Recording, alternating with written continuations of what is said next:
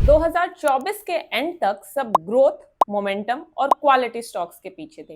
High PE, high expectations, high narrative. लेकिन 2025 में quietly एक शिफ्ट आया, एक ऐसा इंडेक्स जिसने वही सेम स्टॉक्स को यूज करके ना सिर्फ निफ्टी 200 और निफ्टी 500 को पीछे छोड़ दिया, बल्कि मोमेंटम और क्वालिटी जैसे बेस्ट स्मार्ट इंडेक्सेस को भी पछाड़ दिया।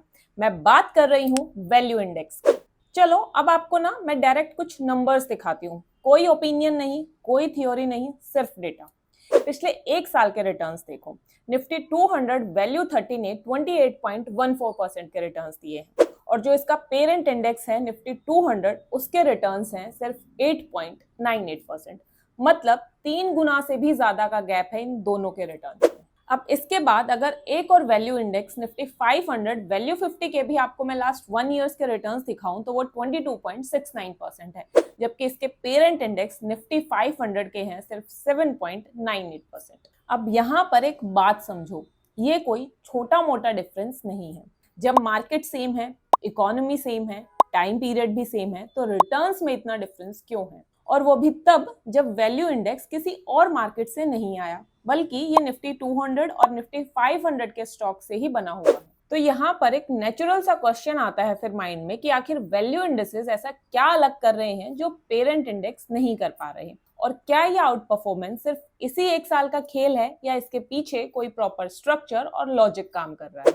इस बात का जवाब मैं आपको वीडियो में आगे दूंगी, लेकिन पहले अब मैं आपको एक बार वैल्यू इंडेक्स के रिटर्न्स को दूसरे स्ट्रेटेजिक इंडेक्सेस जैसे कि मोमेंटम, अल्फा, क्वालिटी, इन सब के साथ भी कंपेयर करके दिखाना चाहती हूँ, ताकि रिटर्न्स की पिक्चर बिल्कुल क्लियर हो जाए आपके माइंड में। अब अगर आपको मेरे चैनल पर अपलोडेड वीडियोस का सारा डेटा एक ही जगह कंपाइल चाहिए एक पीडीएफ फॉर्म में फ्यूचर यूज के लिए, प्लस मार्केट से रिलेटेड कुछ और इंटरेस्टिंग और एक्सक्लूसिव डेटा चाहिए, तो इसके लिए आप मेरे चैनल पर जाकर ज्वाइन बटन पर क्लिक करके लेवल 1 मेंबरशिप ज्वाइन कर सकते हो, जो वेलकम नाम से है। इसमें मैं कुछ पीडीएफ्स ऑलरेडी अपलोड कर चुकी हूँ, जिनका स्नैपशॉट अभी आपको स्क्रीन पर शो भी हो रहा होगा। इसके अलावा एक लेवल 2 मेंबरशिप भी है मोस्ट वेलकम नाम से, जिसमें आपको इन पीडीएफ्स के साथ साथ मेंबर ओनली एक्सक्लूसिव वीडियोस भी मिलेंगी। तो आप अपने हिसाब से अगर चाहो तो कोई भी मेंबरशिप ज्वाइन कर सकते हो। अब वापस आते हैं अपने पॉइंट पर। तो अगर निफ्टी 200 वैल्यू 30 को अब निफ्टी 200 मोमेंटम 30, निफ्टी 200 अल्फा 30 और निफ्टी 200 क्वालिटी 30 से कंपेयर करें, तो लास्ट 1 ईयर में आप स्क्रीन पर देख सकते हो कि रिटर्न्स में वैल्यू ने कितने बड़े मार्जिन से इन सबको आउट परफॉर्म किया है। कहाँ 28% के रिटर्न्स और कहाँ 3 से 4% के रिटर्न्स। ऐसे ही निफ्टी 500 वैल्यू 50 के रिटर्न्स देखें और इसके सामने निफ्टी 500 के ही दूसरे स्ट्रेटेजिक इंडेक्सेस के लास्ट 1 ईयर्स के रिटर्न्स को कंपेयर करें, तो यहाँ भी सेम स्टोरी है।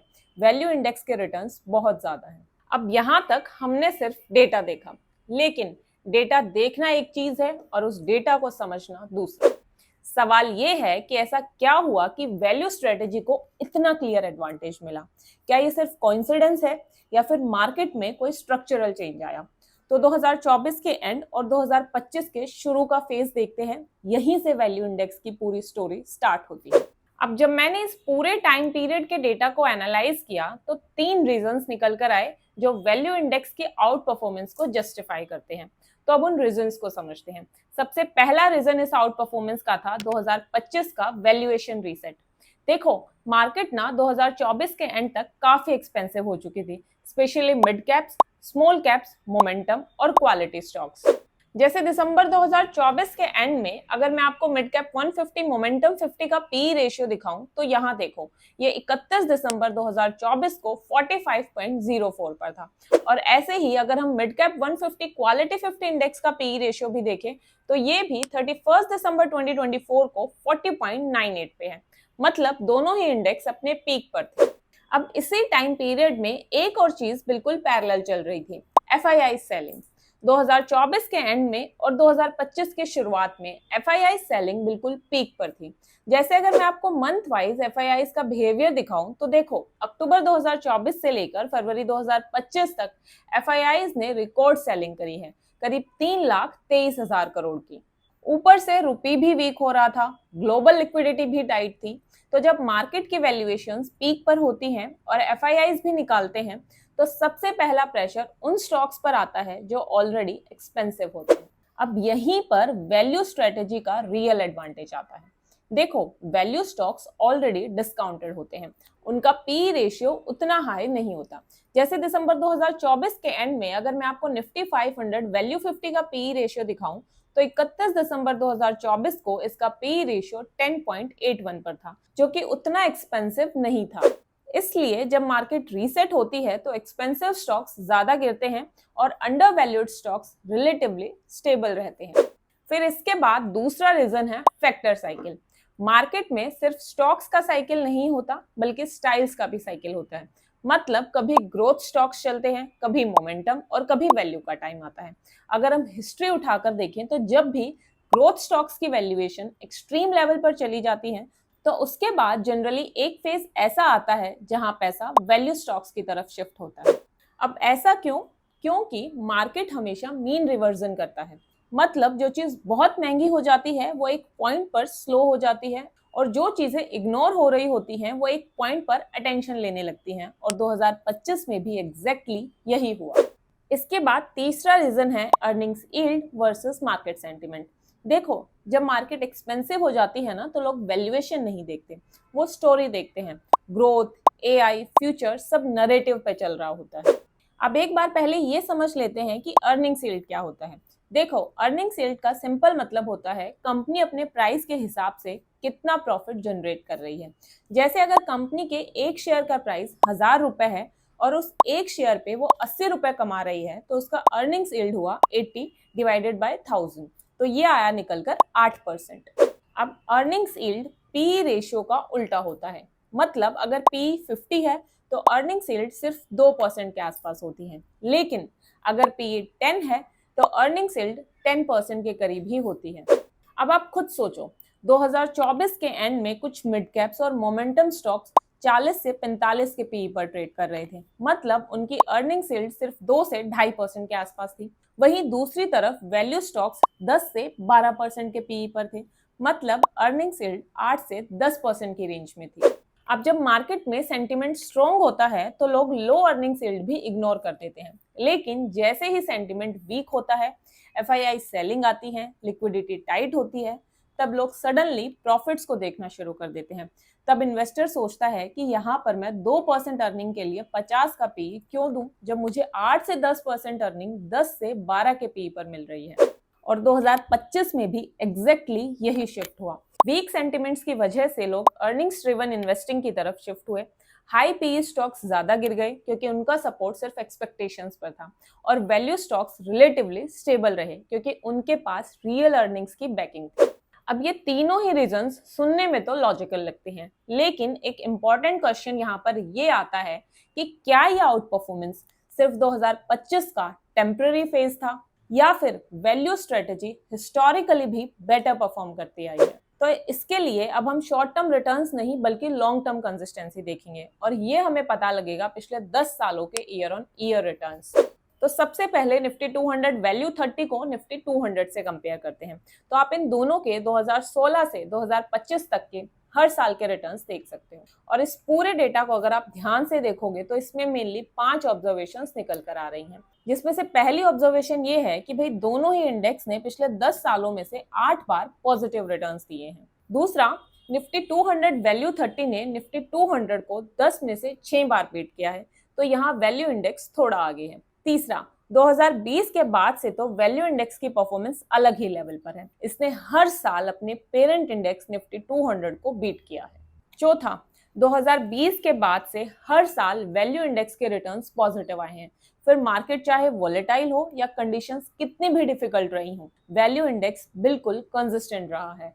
और पांचवा, 2020 के बाद से अगर आप रिटर्न्स में गैप देखोगे तो वो बहुत ज्यादा है। जैसे कि 2021 में 14% का गैप था, 2022 में 16%, 2023 में 35% और 2024 में करीब 7%, फिर 2025 में 11%। और जब रिटर्न्स का डिफरेंस इतना बड़ा हो तो वो सिर्फ चांस नहीं होता, वो एक स्ट्रॉन्ग प्रोसेस और स्ट्रेटेजी का रिजल्ट होता है। और यही सेम ट्रेंड निफ्टी 500 वैल्यू 50 के ईयर ऑन ईयर रिटर्न्स में भी दिख रहा है। जैसे अगर हम निफ्टी 500 से कंपेयर करें इसके रिटर्न्स, तो इसमें भी 10 में से 8 बार पॉजिटिव रिटर्न्स दिए हैं इस इंडेक्स ने। वैल्यू इंडेक्स ने निफ्टी 500 को 6 बार बीट किया है, और यहाँ भी 2020 के बाद से दोनों के रिटर्न्स में गैप काफी बड़ा है। 21%, 15%, 35%, 3% और फिर 8% का। अब ईयर ऑन ईयर रिटर्न्स का ये पूरा डेटा समझने के बाद ये बात तो क्लियर है कि 2025 के आउट परफॉर्मेंस सिर्फ लक या एक्सेप्शनल साल का रिजल्ट नहीं है, यहाँ कुछ स्ट्रक्चरल चल रहा है। और जब किसी इंडेक्स की परफॉर्मेंस इतने सालों तक कंसिस्टेंट रहे तो सबसे इंपॉर्टेंट सवाल ये नहीं होता कि रिटर्न्स कितने आए, सबसे इंपॉर्टेंट सवाल ये होता है कि ये स्ट्रेटेजी काम कैसे करती है। तो अब आगे हम ये समझेंगे कि वैल्यू इंडेक्स आखिर बनता कैसे है। तो देखो, निफ्टी 200 वैल्यू 30 का सिंपल सा मतलब ये है कि ये इंडेक्स निफ्टी 200 इंडेक्स के अंदर से ही 30 ऐसी कंपनीज को सिलेक्ट करता है जो वैल्यूएशन के पॉइंट ऑफ व्यू से कंपैरेटिवली सस्ती होती है। अब यहाँ पर सस्ती का मतलब सिर्फ लो पीई रेशियो नहीं है। वैल्यू इंडेक्स में हर कंपनी को एक वैल्यू स्कोर दिया जाता है और ये स्कोर ना 4 चीजों को देखकर डिसाइड होता है: earnings to price, book value to price, sales to price और चौथा डिविडेंड यील्ड से। मतलब वैल्यू स्कोर एक ही रेशियो पर डिपेंड नहीं करता, बल्कि ओवरऑल वैल्यूएशन देखी जाती है। अब बात करते हैं एक और सबसे इंपॉर्टेंट चीज की, रीबैलेंसिंग। वैल्यू इंडेक्स साल में 2 बार रीबैलेंस होता है, जून और दिसंबर में। रीबैलेंसिंग के टाइम सारे स्टॉक्स के वैल्यू स्कोर्स दोबारा से कैलकुलेट किए जाते हैं और जो कंपनीज तब सस्ती नहीं रही उनका वेटेज कम हो जाता है और वो इस इंडेक्स से बाहर हो जाती है, और जो नई कंपनीज सस्ती हो जाती हैं फिर उनको इस इंडेक्स में ऐड कर लेते हैं। मतलब ये इंडेक्स ऑटोमेटिकली महंगी कंपनीज से प्रॉफिट बुक करके नई और सस्ती कंपनीज को इंक्लूड कर लेते हैं। तो देखो, वैल्यू इंडेक्स के बारे में हमने इतनी सारी बातें कर ली, सब कुछ समझ लिया। अब एक चीज रह गई कि कौन से ऐसे इंडेक्स फंड्स और ETFs हैं जो वैल्यू इंडेक्स को ट्रैक करते हैं और इनमें हम इन्वेस्ट कैसे कर सकते हैं। लेकिन इनको बताने से पहले एक इम्पॉर्टेंट वार्निंग देनी जरूरी है। देखो, अभी तक हमने डेटा देखा, आउट परफॉर्मेंस देखी, रीजंस समझे, लेकिन इसका मतलब ये बिल्कुल नहीं है कि वैल्यू इंडेक्स अब हर साल ही आउट परफॉर्म करेगा। मार्केट कभी भी एक स्ट्रेट लाइन में नहीं चलती। जैसे ग्रोथ की साइकिल होती है, वैसे ही वैल्यू की भी साइकिल होती है। हिस्ट्री में ऐसे भी फेजेस आए हैं जहां वैल्यू स्ट्रेटेजी ने 1-2 साल तक अंडर परफॉर्म किया है। वैल्यू इन्वेस्टिंग का सबसे बड़ा चैलेंज रिटर्न्स का नहीं, पेशेंस का होता है। तो वैल्यू इंडेक्स का रियल बेनिफिट तभी मिलता है जब आप इसे लॉन्ग टर्म एलोकेशन के पर्सपेक्टिव से देखते हो, ना कि शॉर्ट टर्म परफॉर्मेंस के बेसिस पे। वैल्यू स्ट्रेटेजी पावरफुल है लेकिन परमानेंट विनर नहीं है। मार्केट में परमानेंट सिर्फ एक चीज होती है, साइकिल।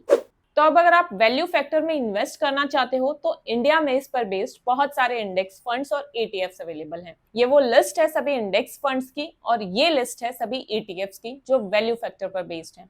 तो ऑप्शंस काफी सारे हैं, लेकिन स्ट्रेटेजी समझकर और अपनी रिस्क प्रोफाइल के हिसाब से ही आप इसमें से चूज करना।